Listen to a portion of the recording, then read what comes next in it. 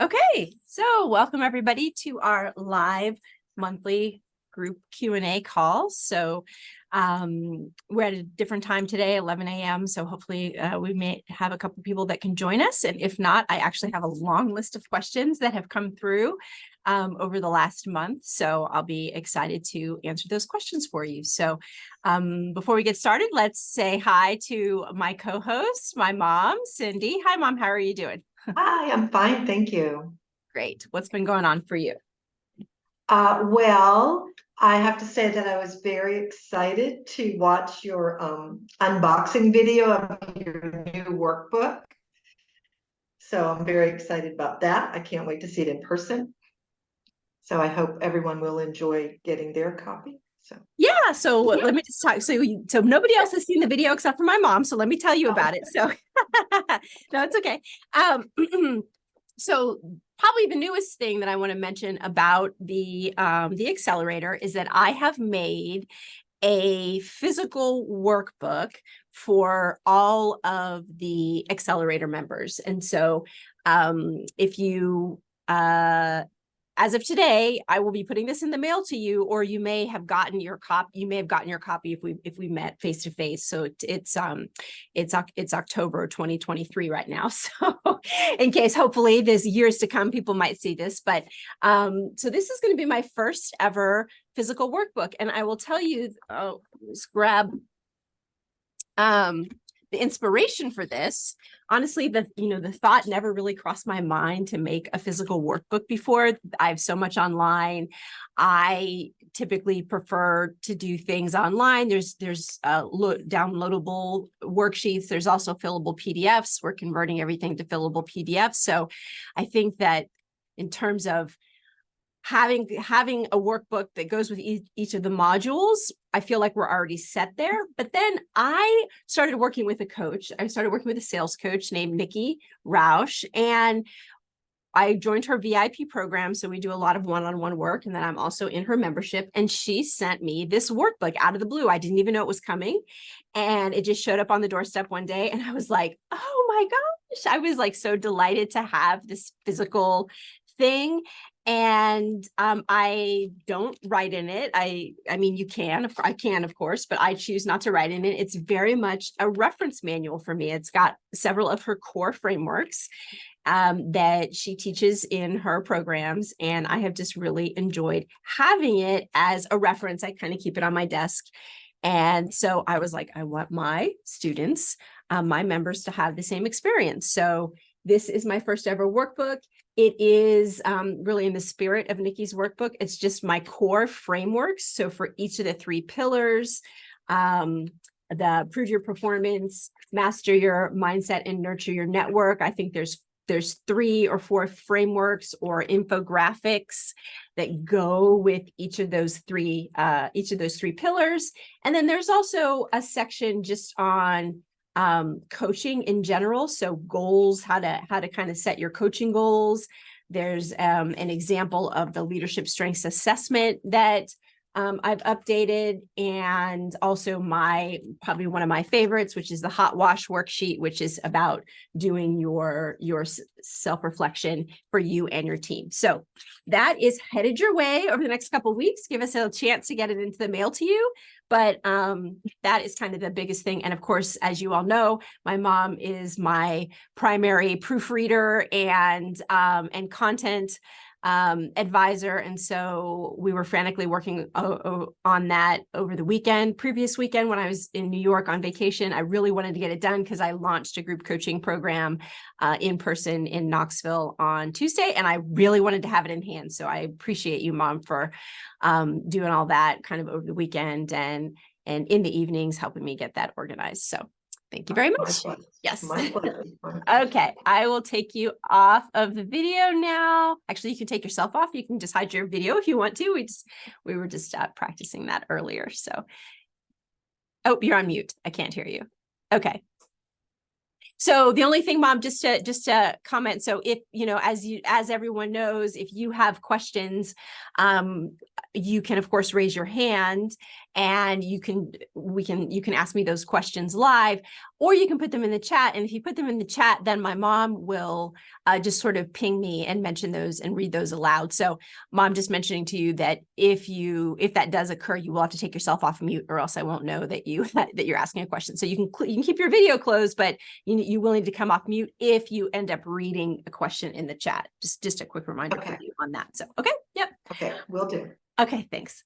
All right. So what else is going on in the accelerator? So that's probably the biggest piece of content, new content that will be coming your way is this physical workbook. And I really do hope that you all like that. Other than that, I haven't added anything new. I'm trying not to overload you. So the last, the time management journal, which came out the month prior, the recording from last month's live Q&A is now in the membership.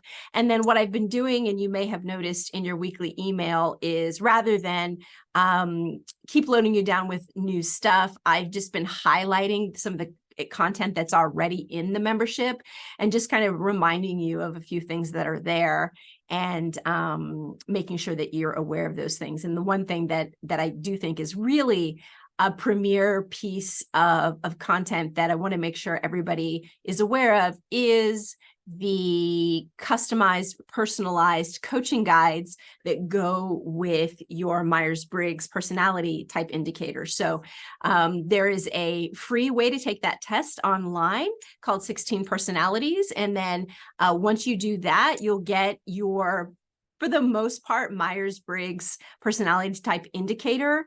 And their assessment is slightly different than the official Myers-Briggs one, but I'll be honest, the official Myers-Briggs one is about $50. And so I absolutely can administer that to you if you or your team would like to have the official one.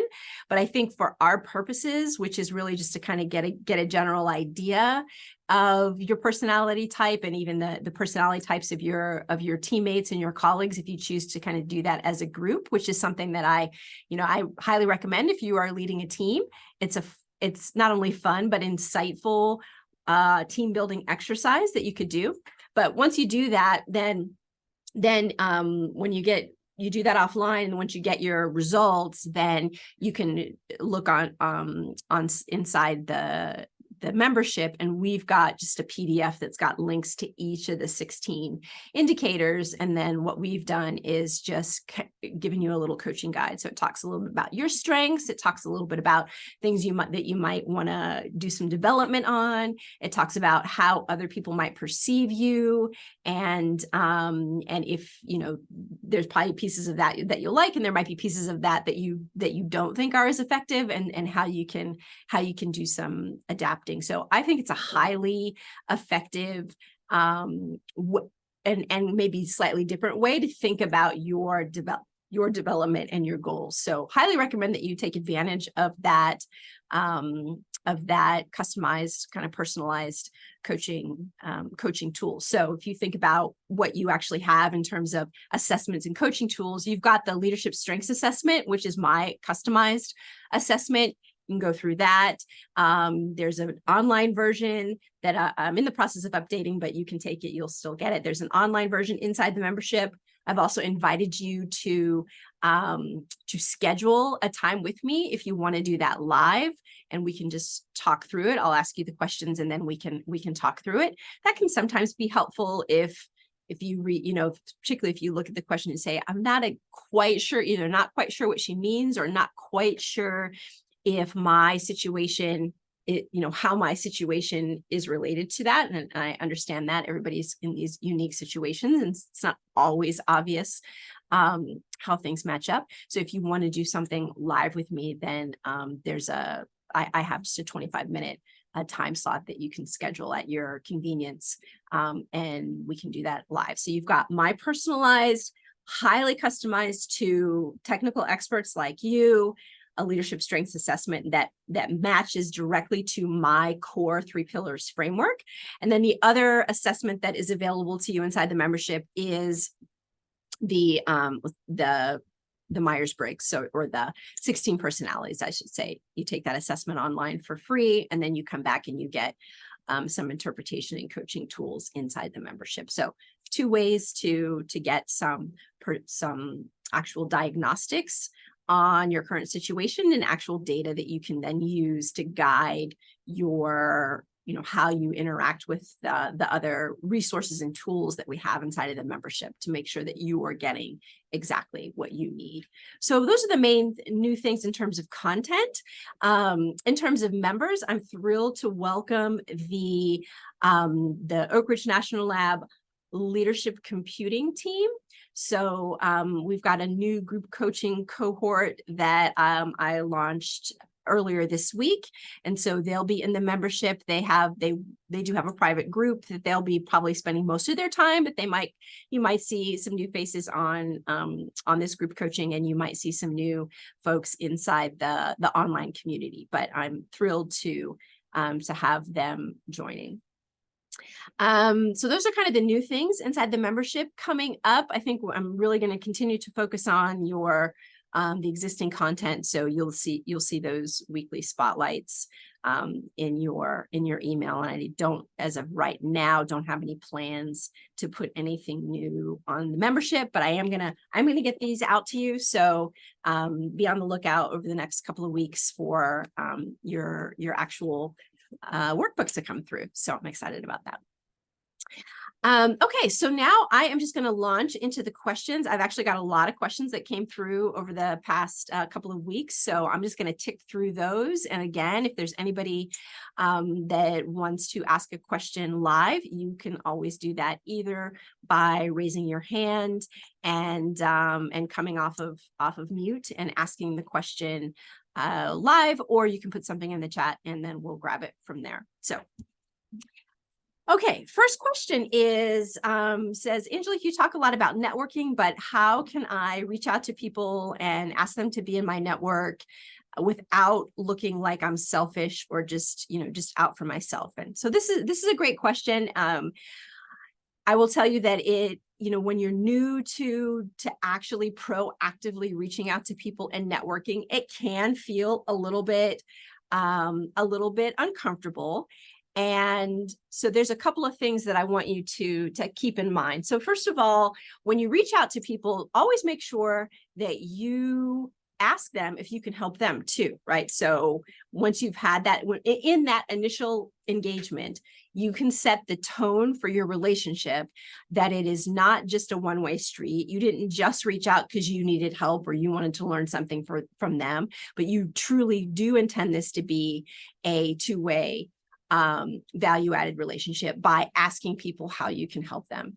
And you really never know what kind of answer you're going to get. I mean, on the one hand, oftentimes we are reaching out to people because they maybe are in a higher position or they have something that we want. And so because they have something that we want and we know exactly what that is, we often mistakenly think, well, they couldn't possibly, want anything from me or need anything from me, or I'm more junior, or I don't know anything. And that's really just not the case. I mean, you never know that you might be from a part of the world that somebody wants to learn more about, or you may have, work in an organization that somebody is interested in, or you just may, you may have some domain expertise in something that, may not be obvious to you that it could be of interest to this other person, but you never really know. And so making sure that you actually, in that very first engagement with them, say, hey, is there anything I can do to help you? And genuinely meaning it is the first way to kind of, let's put you in the right mindset that no, it's not just a one-way street. You're not just taking, you intend to be somebody who gives back to the people in your network.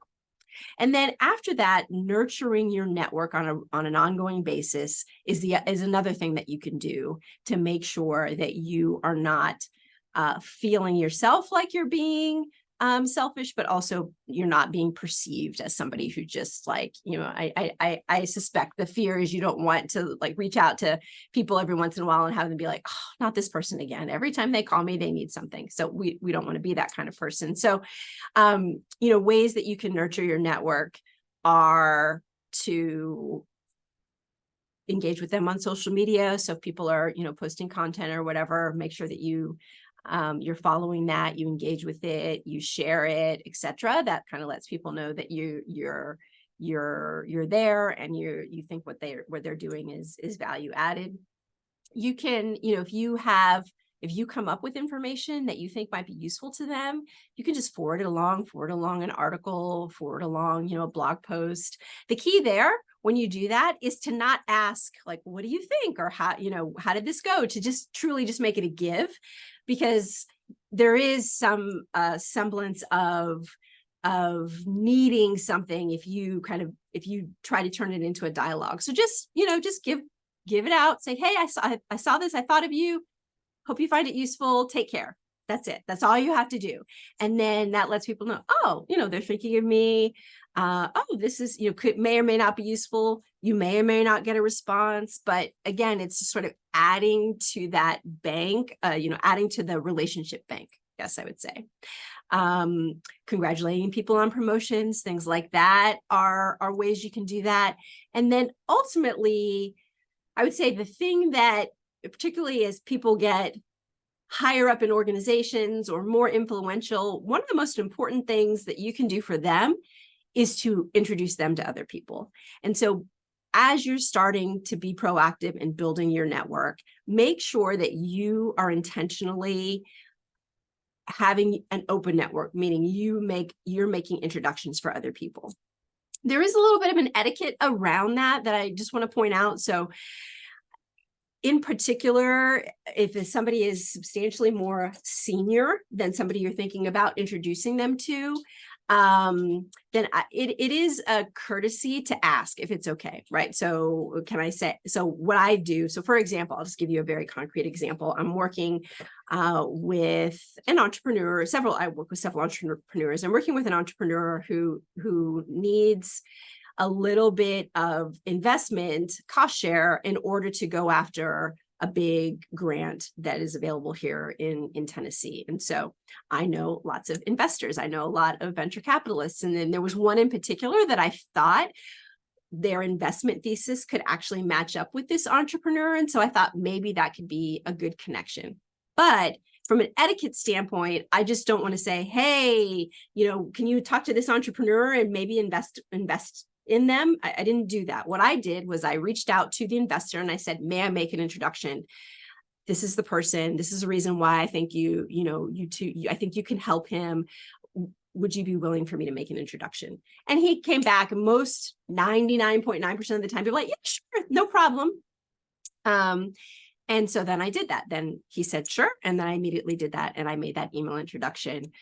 And that is probably going to result in hundreds of thousands, if not potentially $1 million deal between the two of them that I'm not going to know anything about. It's not my business necessarily to follow along, but that could potentially be a valuable thing for both of them, because the entrepreneur needs money and venture capitalists want to invest in good projects that are related to their investment thesis. So that is how you add value to your network, by putting together people who can add value together, whether or not it includes you or not. And you absolutely can follow, I would recommend you follow the etiquette. And, if you just want to make that a standard practice, I think that's fine. I typically tend to work with people who are kind of expecting these kind of introductions, but in some cases, if I don't know the people well, which was the case of the investor, I don't know him that well, or I think they're, I want to make sure that I just am not creating some sort of awkward situation. I did ask first, may I make an introduction to this person? And here's why I want to do this introduction. So those are all ways that you can start this networking, this proactive networking. And we've talked about why this is so important, because this is how you are going to build a career, job opportunities, investment opportunities, personal relationship opportunities, just emotional support. All of those things come from your relationships with other people. And so those are not going to form. They're not going to form as quickly. They're not going to form as broadly if you just sort of wait around and wait for this sort of like incidental contact. So you've got to go out there and be proactive about it. When you're first getting started, it can feel weird. And so, as I said, one, make sure that initial contact, you are setting the tone that you intend this to be value added for both of you by asking a way you can help this person, and then doing some nurturing activities after that, sending them useful information, engaging them on social media, and then ultimately introducing them to other people that might benefit their network. Are all ways that you can really be seen as a value added person to someone's network, and then those relationships just build and build and build, and that's really how you become somebody who people are looking to. People are then starting to ask you for introductions, starting to ask you for help, because you're known, you're respected, and you're continually adding value to the people around you. Okay, next question. So I am in back-to-back meetings. Yes, aren't we all? And I'm having trouble managing just sort of like my, excuse me, my attention and focus between meetings. So how can I manage that? So there's a couple of things you can do. So first of all, if you have control over your calendar to any extent, you can maybe build in a couple of rest periods, a couple of breaks, and just put them in the calendar and don't allow people to schedule over that time. That sometimes can work. I know for me, I really don't have I am purposefully keeping my calendar very flexible and open, because I'm really trying to do a lot of business development, and I'm working with a lot of new clients. And so I try to be as available as possible. So when I would normally build in, a 15-minute or maybe 15-minute or a couple 30-minute breaks a day, and then a lunch, I'm really kind of not doing that so much right now. And I know that a lot of you also maybe just don't have control over your calendar, right? There's maybe the stakeholders who are trying to meet with you. You just have to make yourself available. So, but that is one option. And I would even start there. What you do need to make sure you don't go too far, and blocking out hours and hours and hours a day can have you be seen as unavailable to people where it might be important for you to be available. So there's some tension there. But building in short breaks can be helpful. The next thing is, is it possible to delegate your attendance to some of these meetings? So if you have a team, or if you have colleagues who could potentially go in your stead, that is another tactic that you can potentially use. And I will say this is actually a great development opportunity. So particularly if you have people more junior on your team who are interested in being, interested in moving up, interested in learning more about the organization, having them attend a couple of your meetings can be a great learning experience for them. If you choose to do that, I would highly recommend that you do a couple of things just to make sure that they are set up for success, and to make sure that you don't inadvertently make it seem like you don't care about this meeting. So for the meeting organizer. So first, I would just let the meeting organizer know, hey, I'm not going to be attending this meeting. I have a conflict, and I'm going to be sending whomever. I'm going to be sending Sally in my place. And so first of all, just as a courtesy, letting the meeting organizer know that is what is going on, and being open to the possibility that they might come back to you and say, oh, actually, that's not going to work. If you can't attend, I'd rather you just not send anybody. You never know what kind of confidential information or sensitive information was planning to be discussed. So be okay with that response. But I think those kind of situations are fewer and farther between. So typically, people are okay with that on an occasional basis. I think it's pretty normal for that kind of thing to happen. So that is on the meeting organizer side. And then you've got the delegates, whoever you're going to actually send in your place. I think it's important to just briefly say, hey, this is the meeting. This is what I understand it's going to be about. Here are a couple of talking points, or here's what I was supposed to report out on. Here's that information. And please, collect notes in particular on these couple of topics, and we'll debrief, whenever you get a chance to debrief. So setting them up for success so that they don't just walk in and just sit there and say, oh, well, nobody told me anything about what I was supposed to do here. And that makes them feel awkward. It actually makes you look bad because you sent in somebody who wasn't prepared. So that, but that, that's kind of, both of those two actions are, I think, relatively straightforward, can easily be completed, getting the meeting or informing the meeting organizer, and then prepping your designee. And then, then again, as I said, it's a great development opportunity for the person who gets to sit in that room and hear different people talking about different things. Hopefully they see it that way as a learning opportunity, and can be really a great thing to do. So if you can delegate to occasionally, some of these meetings to other people, I would take that opportunity. And then the third thing is really to just kind of try to manage your own energy levels and concentration levels as you're transitioning and going through these meetings. And so if you have to be the one to go kind of back to back to back, some of the things that I like to do is to just, make sure you stand up and stretch in between, maybe take a drink in between, maybe even have a little bit of a, mindset kind of exercise. I know that I like to just, say a couple of affirmations in between meetings, just to kind of help your brain transition from whatever you were doing before to what you're doing now. And all of those things, taking a drink, taking in particular physical kind of things, can have a huge impact in how you perceive your levels of concentration and ability to focus, and even just your overall mood. So to the extent that you can do some of those things in between meetings, they don't take a long time. It's kind of expected. Everybody has to go to the bathroom. Everybody, needs to get a drink, things like that. So I don't think anybody's going to look at you oddly if you show up 90 seconds late because you chose to kind of take care of yourself in those ways. So that's another thing you can do to kind of just help manage that if you find yourself in back-to-back meetings a lot.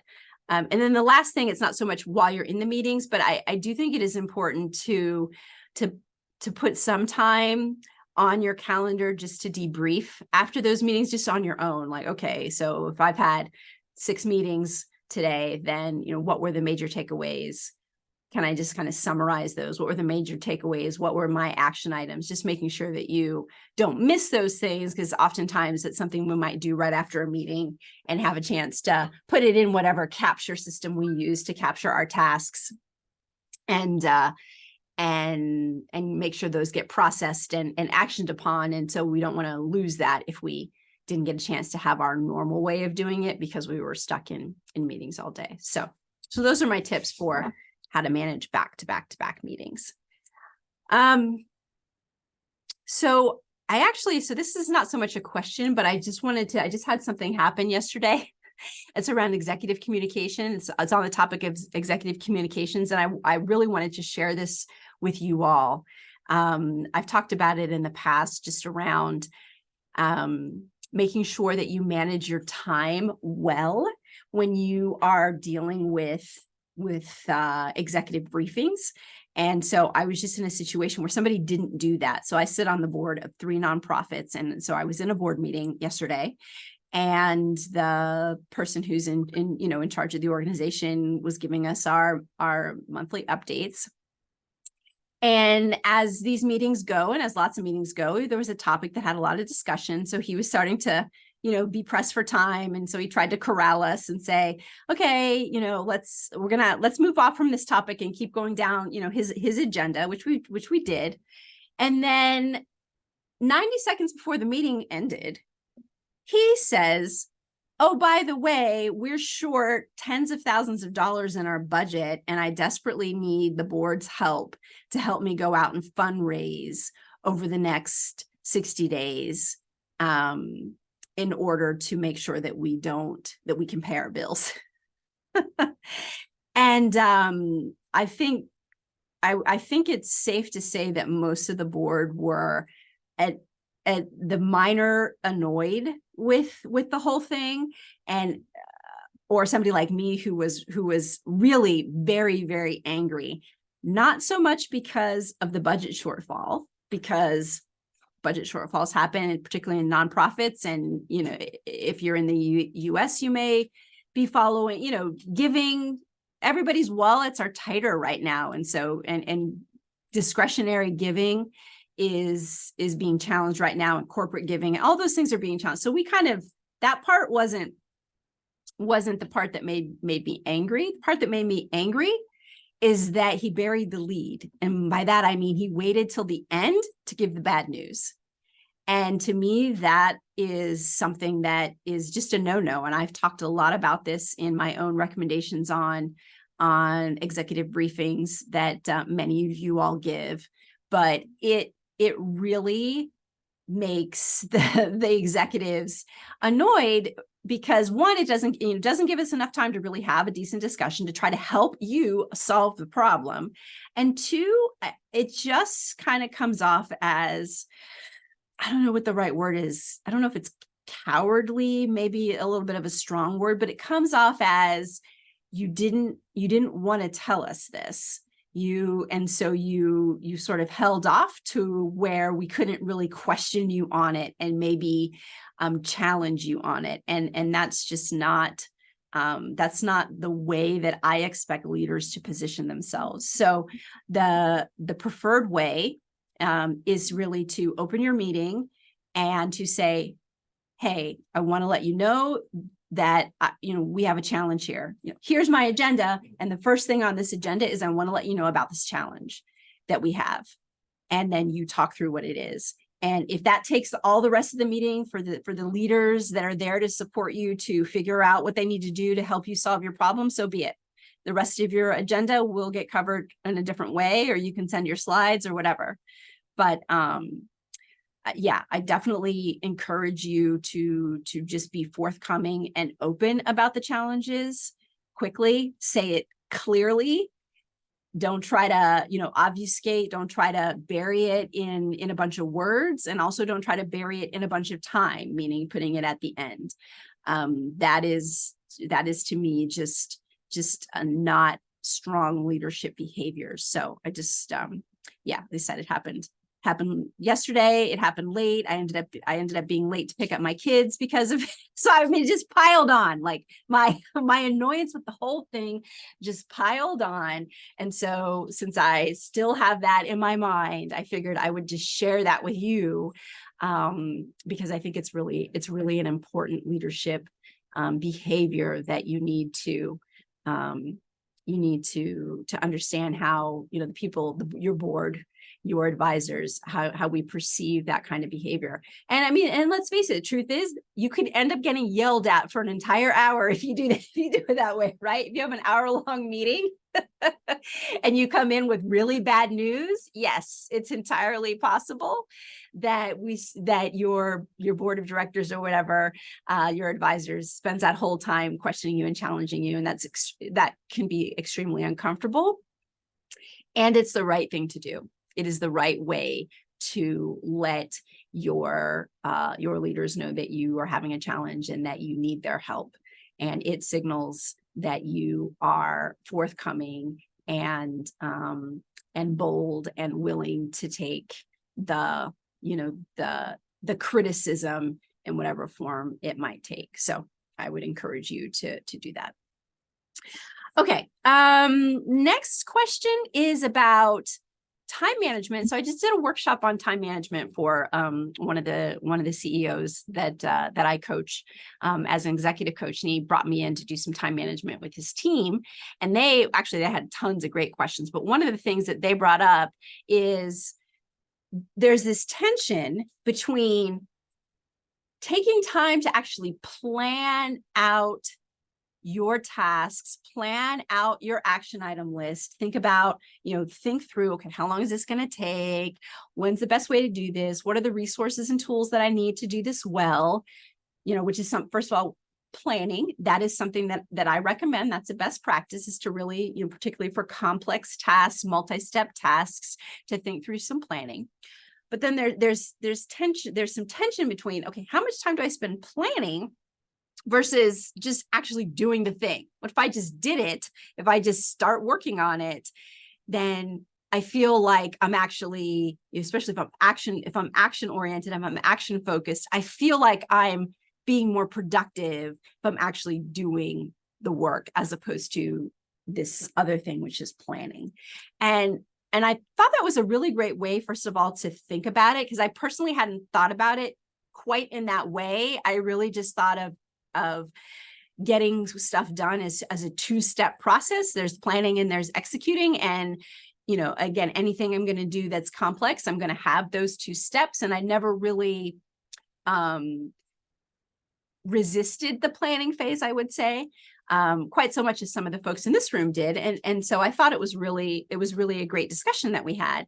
And so my response to that is that planning is important, and you can use your own experience and your own feedback loop to kind of determine what your optimum amount of planning versus doing is. And what I mean by that is, you know, if you make it through the week, and this is another great way to use like the hot wash weekly review, if you make it through your week and you're like, you know what, I got everything done. I estimated how long things were going to, I quickly estimated how long things were going to take. They pretty much took that amount of time. I'm on track with everything. My stakeholders are all feeling good about what I'm doing. I'm feeling good about what I'm doing. Then you probably don't need to spend a lot of time planning. I mean, there's no reason to put a planning session on your calendar if you don't need it. On the other hand, if at the end of a week, you find, oh, you know, these things took longer than there's a couple things that took longer than I thought, or, oh, you know, priorities really shifted. And now, you know, I'm going to struggle to get this other thing done. Then that's a signal that sort of just you're focusing on doing, is probably a little too much, and you need to do a little bit of planning. And I don't think it has to take forever. I don't think it has to take hours and hours. I think just carving out even just 30 minutes a week to say, okay, what's on my plate? How am I going to get this done? What tools and resources do I need? What's coming in front of me? I think, you know, that can be sufficient to start. And then see if see if that next week works out a little bit better, or the coming weeks work out a little bit better. And you can do it that way. So there's no like necessarily a right amount of time or wrong amount of time. I think that those of us who plan, and this was even some of the feedback of other folks in the group, they're like, you know, actually when I plan, you know, everything goes so much better because I'm much more accurate on everything. I think those of us who appreciate planning have come to really appreciate it and can't imagine not doing it. But I also recognize that if it's new to you or you're actually not really good at it, it can actually feel like a complete waste of time. And in fact, and you may not even see significant improvements right away. Like in that, if you spend a little bit more time planning, that coming week might not be that much better, because you may not be great at estimating times and tasks and things like that. So I would give it a couple of cycles to really before you form your full judgment. But I also, as I said, I also think you absolutely can use your own data, your own results as a feedback loop to help you manage that tension. Because there is a trade-off. There is a trade-off between spending all your time planning and spending all your time in execution mode and potentially not executing on the right thing. And you spend all your time planning and don't save enough time to get things done. So there are some trade-offs there. I acknowledge that. And I think rather than spend a lot of time kind of pontificating about what you should do or trying to find the optimum, is just to use your own results. Go through a week or a couple weeks, see how things turn out. If things are going well, you've probably planned enough. Things aren't quite going as you expected. Okay, maybe that's an opportunity to spend a little bit more time thinking through your tasks, what you need to do, the sequence of those tasks, and the resources that you need in order to get those things done. So that's my take on planning versus doing.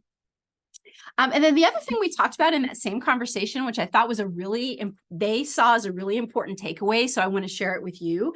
The question was around, when you delegate tasks, how do you know when the tasks are done? And so that, and it was really interesting because when somebody delegates a task to you, of course, you try to do the task, and then you may be going along and you cross it off your list and you think, I've done it.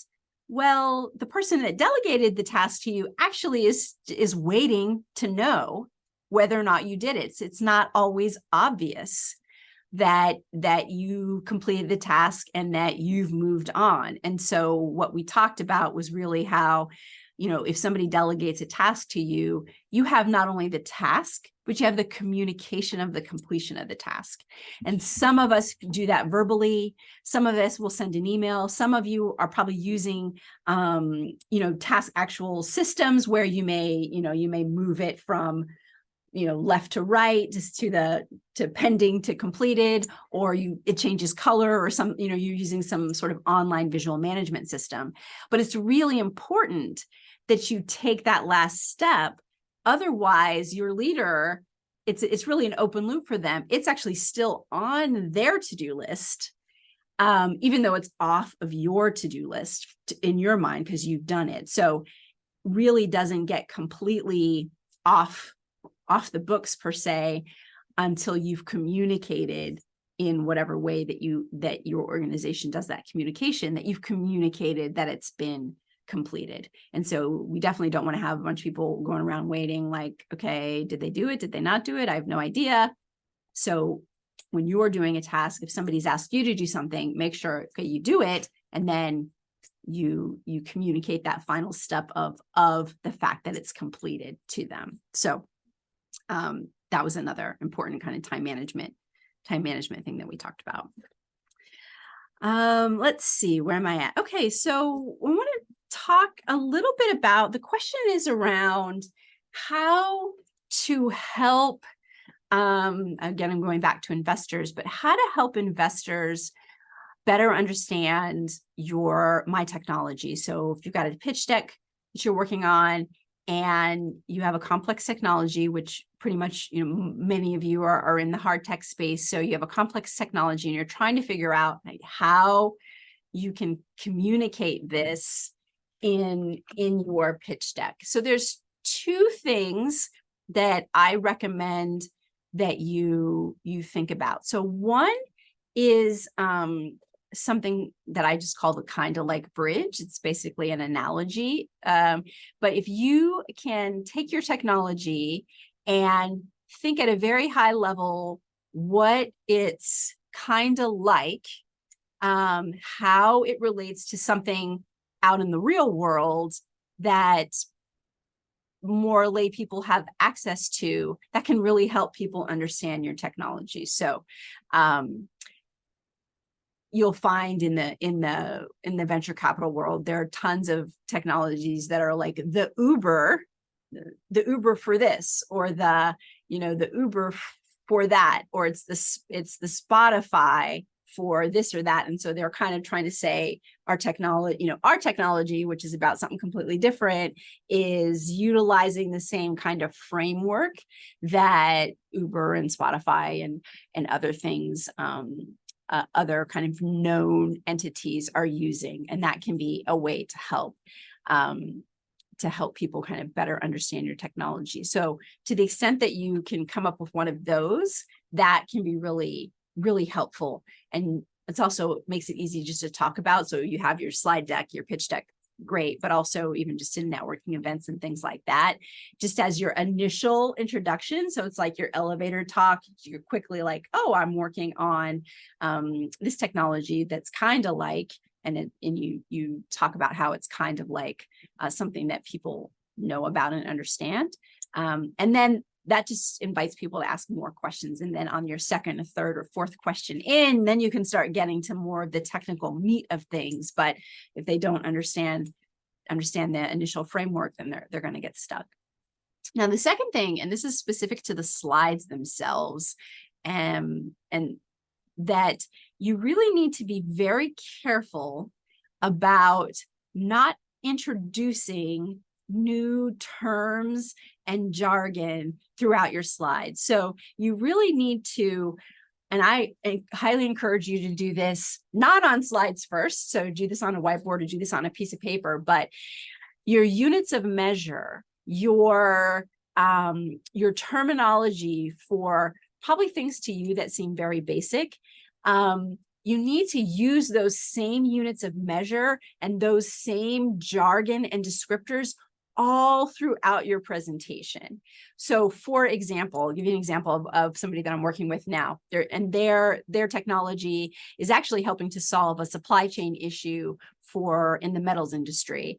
And one of the areas that they're focused on is these really small volume metals, small parts, small volume. And so because most of the metal supply chain is for big parts or big parts and or small parts at large volume, this small parts, small volume is underserved. And so they run out of inventory. Okay, they run out of inventory. And so in one slide, she called it zero inventory. And another slide, she called it a stock out. And in another slide, she called it just like a inventory management issue or something like that. And so because even though in her mind, it's the same idea, which is that there's nothing on the shelves to buy when you want to buy it, but calling it a stock out versus calling it a zero inventory versus calling it, something else, because you change terms throughout your presentation to a complete layperson who this is the first time they're seeing it, it causes confusion. It's like, are they talking about the same thing?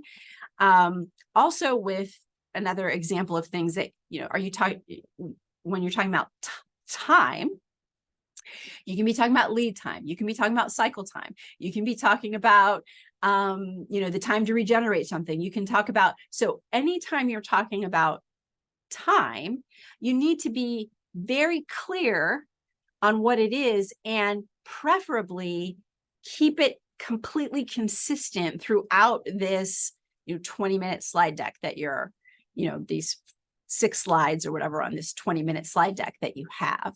And so it might seem subtle, but it's very important because remember, most of the people that you're going to be talking to, particularly on pitch decks, the first time out, just have no prior knowledge about what you're working on. Yeah, I mean, they've probably done some due diligence, and maybe particularly if you're applying for something, they've read your application, things like that. But even still, they've probably done so many of those that these subtle jargon words are not sticking. And so you can cause a lot of confusion by changing up your terminology in your given slide deck. So just make sure you're very, very consistent. And I actually recommend that you, instead of making the slides and trying to figure out is you actually write out on paper, okay, what is my storyline here? And then what units am I going to use? What terms am I going to use to describe these various aspects of my technology, of the problems that I'm solving, etc. And just make sure that you've got all that figured out. And then you can import it onto the slides and you make it look visually appealing and figure out how you're going to use the taglines and all that other kind of stuff. But prior to that, it's really, really, really important that you're very consistent. And I suggest you think through that, not on slides, but through a different channel. Okay. And then the last question is, how can I get my team to be more cohesive? So there's a couple of things that you can do here. So one, is you can have team building exercises, right? So that's a way to kind of get people to get to know each other on more of an interpersonal level. And I think those are great. I've talked a lot about, in my mind, I think a lot of people have really, you can make a really big mistake about how you design your team building exercises. So just be really intentional, make sure that you're not, that you're being inclusive. You're not only focusing on after work, early before work, where some people have to self-select out because they're caring for people, or they have to travel. You know, maybe they have a long commute. Don't pick things that are super expensive and expect other people to pay for things. And yeah, just make sure that, you know, you're not going to some venues or something like that that maybe, you know, aren't as inclusive as you would have thought. So I definitely think designing celebration and team building rituals well really is something that should be done with a lot of intentionality, because it's those rituals where you're really embodying your culture, even though you don't necessarily really think about it that way, but that's where you're telling who matters and who doesn't. That's how you're telling people in your organization who matters and who doesn't. So just make sure that you're not accidentally telling people that they don't matter because of this, you know, because of how you designed or where you chose to go for. And you can tell I care a lot about this because I've been excluded out of a lot of celebrations. So so it's a sore spot for me, but it's something that I hope can help you. So you can absolutely do that. The one area that I think is maybe underutilized is this idea of having some like professional development or strategy reviews or things like that bring in outside influences. And so a perfect example of that would be, and a simple example, and I even brought the I have. So a simple example of that would be to just ask your team to like read an article. I mean, I picked the Harvard Business Review because you can always just grab one of those at the airport or at a bookstore if you don't have a subscription. I don't know if I'd recommend it. I have a subscription. I don't know if I'd recommend it or not. And I'm neutral on that, but you could grab a journal like the Harvard Business Review, MIT Sloan Management Review, or anything like that, and just give the team an article and say, I want us to talk about this together in a couple of weeks. The other way is a book. So I picked a book, but you know, if you have budget or you're feeling generous, maybe you buy a copy of the book for your direct reports and say, hey, in a month, I want us to chat about this book. And what that does is it just gives a different topic, an outside topic for the team to relate to each other. And you get to understand people's perspectives in a new and different way. And that can be a great way to build team cohesion.